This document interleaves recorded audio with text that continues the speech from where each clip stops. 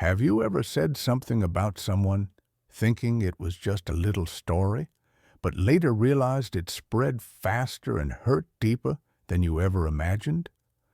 Gossip often starts as something small, a few words whispered in curiosity or laughter, but like a tiny spark, it can set relationships, reputations, even whole communities on fire. Greetings, Wisdom Builders. I'm Lolo Adam, and welcome back to Wisdom Thought, where timeless wisdom meets everyday life. In today's journey, we'll talk about something that seems harmless, but is quietly destructive: gossip, and how this little word carries big consequences that can change lives forever. Stick around until the end, because I'll share 5 powerful teachings directly in the Holy Bible that will help you speak life instead of gossip and bring healing, not harm, with your words. Let's be honest. Gossip can feel good. It makes us feel in the know. It connects us with others, or so it seems. It's like candy for the ego. Sweet at first, but bitter when swallowed. Psychologists say gossip gives a sense of belonging, but spiritually, it divides. Because gossip isn't about connection, it's about control. It feeds on comparison, pride, and judgment. The Bible warns us again and again. Proverbs 16:28 says, "A perverse person stirs up conflict, and a gossip separates close friends." It doesn't take shouting or fighting to break a friendship. Sometimes it only takes a few quiet words said behind someone's back. Let me tell you a short story. There was once a woman known in her village for gossiping. One day she felt guilty and went to her pastor. She said, "Pastor, I've spoken badly about people. How can I make it right?" The pastor gave her a strange task. He said, "Go take a pillow, cut it open, and scatter the feathers into the wind." She did.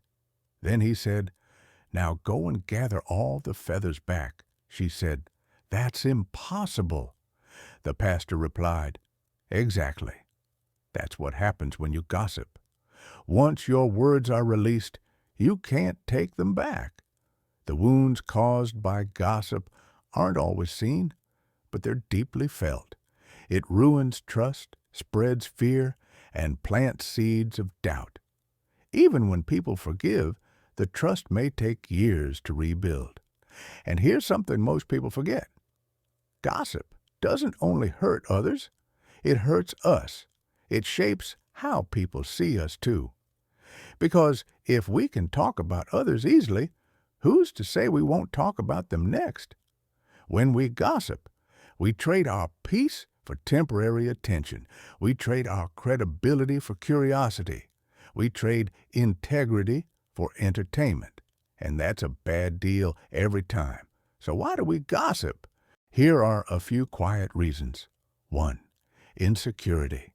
We tear others down to feel better about ourselves. 2. Boredom. When our life lacks purpose, other people's stories fill the silence. 3. Belonging. We think sharing gossip helps us fit in. 4. Comparison. We focus on others' flaws to ignore our own.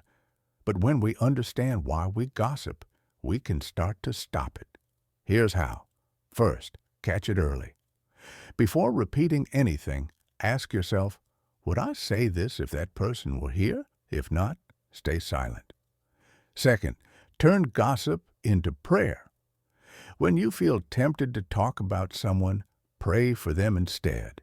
It transforms your tongue and your heart at the same time. Third, change the topic. You don't have to preach, just steer the conversation gently. Let's talk about something else. Sometimes, silence speaks louder than correction. And the last one, fourth, protect others' names. Be the kind of person who defends those not present. That's what real strength and love look like. Here's the good news.